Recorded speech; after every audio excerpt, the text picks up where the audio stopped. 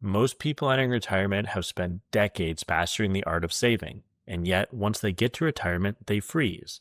They hesitate to spend their hard earned money, even when the numbers say that they can. And today I want to challenge that mindset because if you've done the hard work, you've saved diligently, you've built up a good nest egg, you have a nice, strong portfolio, and you followed a smart plan, you may be able to spend more in retirement than you think. In fact, not only can you, you probably should. Let's talk about why that is and how to rewire your mindset to enjoy your money, not just preserve it. And before we jump into the video, my name is Ryan Knoll. I'm a certified financial planner and founder of NAV Wealth Partners, a financial planning firm that helps clients nationwide make smart money decisions. Let's jump into the video. According to a report from New York Life, only 16% of retirees withdraw from their portfolio consistently, and nearly a third of retirees don't touch their investments at all. Not because they don't need the money, but because they're scared. And that fear makes sense. Retirement is full of unknowns: longevity, healthcare costs, market volatility, just to name a few. But the end result is millions of retirees underspending and missing out on the life they actually save for. And this just isn't about math, it's about mindset. And if that mindset doesn't shift, it leads to regret because you're ultimately not living the life you planned for. Now, most retirement savers didn't stumble into their wealth. They earned it through decades of discipline, working hard, contributing to their retirement accounts, and making smart decisions. But here's the problem. Those habits are very, very hard to turn off. Frugality becomes part of your identity. Spending starts to feel irresponsible, even when your plan proves otherwise. In fact, when clients retire, the number one concern I hear when we come up with their income plan is they feel that it's too much money to take out on an annual or monthly basis. And it's not because they don't need the money. Often they do, and then some. They just don't understand the math behind it. Income tax bracket filling, IRMA thresholds, and taxable estates all play a role in determining the correct amount to take. It's more than just a number to spend, it's a number to maximize. But this emotional inertia can lead to people living like they're one financial shock away from a disaster, even when their plan is more than solid and takes into account these financial shocks to begin with. So there's one major mistake that I see most retirees making when they're following an underspending plan. And whether they've come up with this themselves or this is something that their financial advisor have helped them come up with, it's typically because they assume that spending goes up linearly over time in accordance with inflation on an annual basis. But real world data shows that retirement spending typically follows a smile curve. It's higher early on when energy and health are at their peak. It tends to decrease in the middle years of retirement when people travel less and begin to slow down. And then we see a slight uptick later on in retirement with potential healthcare or long-term care costs going up. But even with that late life bump, most retirees spend less over time, not more. So if your plan is based on a static or rising spending throughout retirement, it may be way too conservative, and you may want to consider beginning to spend more. And the main driver of underspending in retirement tends to be how a retirement's modeled out for clients. So many advisors will run what's called a Monte Carlo simulation, which is a common tool in retirement planning. It projects thousands of market scenarios and tells you the probability that your money lasts through each of those scenarios. And that sounds great in theory, doesn't it? But the problem is that the test is binary. You either pass and have money left over at the end of your life, or you fail. Now, if one scenario has you coming up a little short 20 years from now, it's marked as a failure. So even if 99% of your goal is still met, you're still going to be labeled as a failure, assuming you run out of money by some predetermined age within your financial plan, which may or may not even be true to begin with. The idea, though, is that this kind of rigid thinking creates unnecessary fear. It causes people to avoid discretionary spending that could have brought real joy, all in the name of hitting a number on a screen. And retirement isn't binary. It's flexible. It's dynamic. It can change year to year. In fact, I argue that it should, and you shouldn't just follow one baseline pattern for 20 years. Real life will allow for course corrections, and your retirement plan needs to be dynamic to meet those course corrections as well. And the consequences of underspending aren't just emotional. They're real. Reduced quality of life. You're delaying trips, you're skipping hobbies, and you're not investing in your own health and relationships. You're also missing opportunities. You might be waiting too long to travel, only to come to the time which you plan to travel, but now your health doesn't allow you to do so. You also might be leaving behind an excessive inheritance. And leaving behind more than you intended is good, but not because of generosity, but it's because you were afraid to spend your money, the money that you work so hard for. And then you might have Uncle Sam taking a bigger bite out of what you're leaving to your heirs if you end up having a taxable estate. So planning for future generations is great, and I'm all for it, assuming that's one of your goals, but it shouldn't come at the cost of your own life experience. You've worked so hard for this money. Now it's time to enjoy these funds within reason. And one of the powerful shifts that I'm seeing with my own clients is that people with guaranteed income streams like Social Security and pensions and annuities tend to spend more confidently. And that's because the money feels reliable. It's predictable, unlike a portfolio that rises and falls with the market. Studies have shown that retirees with guaranteed income streams spend up to twice as much as those relying on investments solely, even when both groups have similar net worth. And it's not just about wealth, it's about less anxiety. This is why, in some cases, converting part of your portfolio into a guaranteed income stream through tools like annuities can unlock meaningful life improvements. And while I don't believe annuities are a great investment or optimal from a flexibility and growth standpoint due to their high fees and lack of liquidity, sometimes it might make sense in order to give you more peace of mind. And that's what's invaluable in a retirement plan. So, one of the best ways you can give yourself permission to spend is to create a spending policy statement. And it's one of the first things we do with new retirees or people who are getting ready to retire who work with us here at NAV Wealth.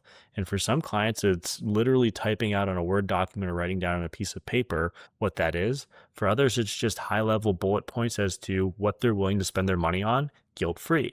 And it works similar to an investment policy statement, but instead of guiding how you grow your money, is guiding how you enjoy it.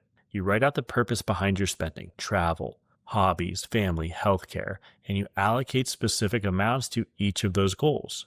When you take that trip, it's not a reckless withdrawal. It's a pre-approved mission. That shift alone can eliminate tons of guilt and increase confidence. So now that you're staring down the barrel of retirement, or perhaps you're already there, another key tool you should consider using is a sustained, structured withdrawal plan. Many retirees hesitate to spend because every withdrawal feels like a one-off decision, but automating your income, whether that be monthly or quarterly, makes it become routine. It turns your portfolio into a paycheck and replaces that paycheck that you were getting during your working years. A systematic withdrawal plan helps eliminate hesitation, reduces stress, and creates consistency. And when needed, it can be adjusted, giving you control without uncertainty. So at this point in the financial planning process, when it comes to retirement spending, we typically hear one fear, and that's what if you live longer than what we're projecting out? And it's a very valid concern, but it's also something we can help you plan for. Modern financial planning lets you model different scenarios for longevity, healthcare costs, inflation assumptions, and spending curves, so you don't necessarily have to guess. You can stress test your plan against worst-case market scenarios and rising costs. You can create buffers, and you can clearly see that even with a few big splurges or trips, you're still on track. Confidence comes with clarity. Clarity comes from working with someone who can help you navigate life's complexities within your retirement plan. So at NAV Wealth, we've actually come up with our own approach for a spending withdrawal plan that we walk most of our clients through. And this is broken down over a few key areas. And the first area is the necessities area. And this is what you need to spend money on in order to sustain your life. Things like food, shelter, and healthcare costs are great examples here. The next area is wants. These are things that you know you will spend money on at defined intervals like monthly or quarterly, but they're not necessary for your survival. Things like money for a golf or gym membership, getting your nails done on a monthly basis, or domestic travel or annual family vacations, things you want to do, but aren't necessary for your survival, but you're planning on doing anyways. The third area is desires. These are the big ticket items, things like the dream vacations, the second homes, and the nice new sports car. By setting aside a portion of your monthly cash flow, you can help fund these longer term goals that you don't have money in your monthly budget, but plan to do over time. This would all fall into a desire bucket. And the last area we want to plan for is tax efficiency. And this actually happens throughout the other three areas as well. It's something that's always important to do. But after we've come up with a plan for your necessities, your wants and desires, we want to make sure we're maxing out tax efficiency as well. This is things like starting Roth conversions to fill up low tax brackets, or doing annual gifting strategies to your heirs, so that way we reduce your taxable estate if you are tracking to have a taxable estate by the end of your life. So at this point, we're going to add up all of these different areas of the NAV Wealth withdrawal plan, and we're going to come up with how much you need to spend monthly. When we then compare that to what you're going to receive from your guaranteed income sources, things like your Social Security and your pension, and what we reasonably believe you can pull out from your investments, whether they're just a regular portfolio or you're utilizing something like an annuity. If we end up with a surplus, this is when we start thinking more about tax efficiency side of things. How can we do things like tax bracket filling to make sure we're making your money last as long as possible, or gifting money currently so that way we're reducing taxable estates? If we come up with a deficit at this point in time, we need to figure out how to increase your income through different types of investments and other income streams. So let's start setting up an example here. Let's say that your necessities bucket costs you about $4,000 a month, and your wants are an additional $3,000. And you also plan to save $1,000 a month to hit your desires bucket or the big ticket items you want to spend money on down the line. So we know that you're going to need about $8,000 in monthly cash flow after tax. Let's also assume that you pay a blended tax rate of 20% in income tax between all of the different sources. This means that you'll have to have pre-tax income of $10,000 a month to cover everything, because after we subtract the 20% of the $10,000 for taxes, we're left with that $8,000 that you need to fund all of those other buckets. So now let's look at your guaranteed income sources.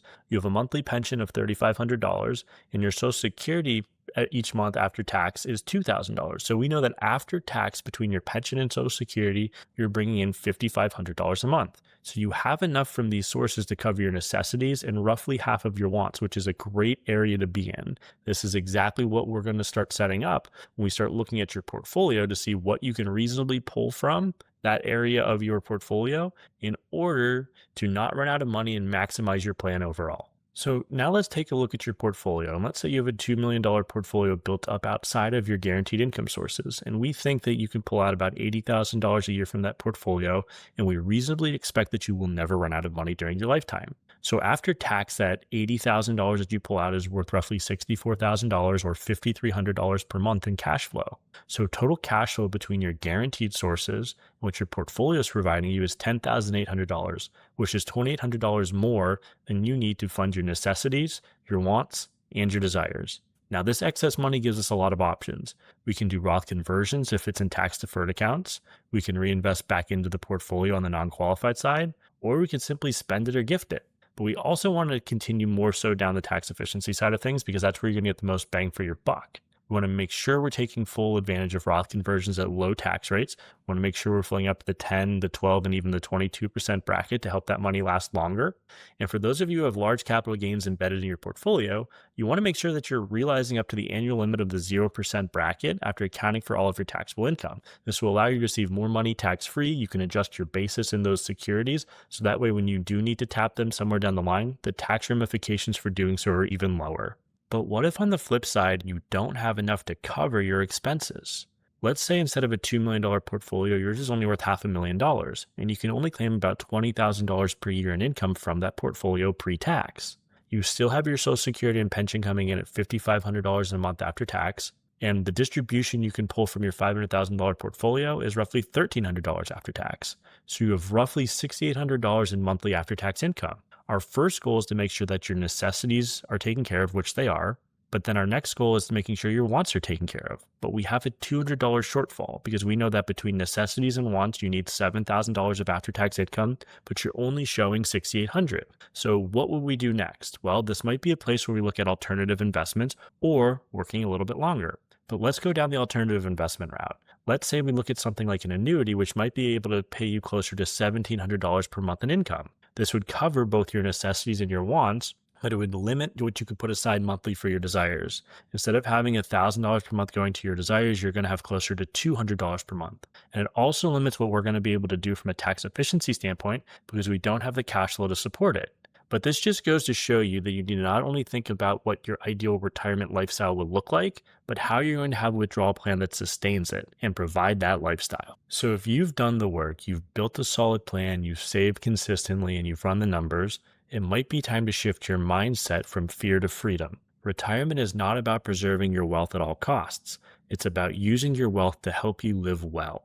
Yes, think about your legacy, but don't forget to think about your life. Spend where it matters, invest in what brings joy, and build a retirement you're excited to wake up to every single day. If you want help building a spending plan that balances freedom with financial stability, I'd be more than happy to chat. You can schedule a call using the link in the description below. And if this video helped give you a new perspective on retirement, please like and subscribe. I release new videos every week that'll help you retire with confidence and clarity. Thank you so much for watching.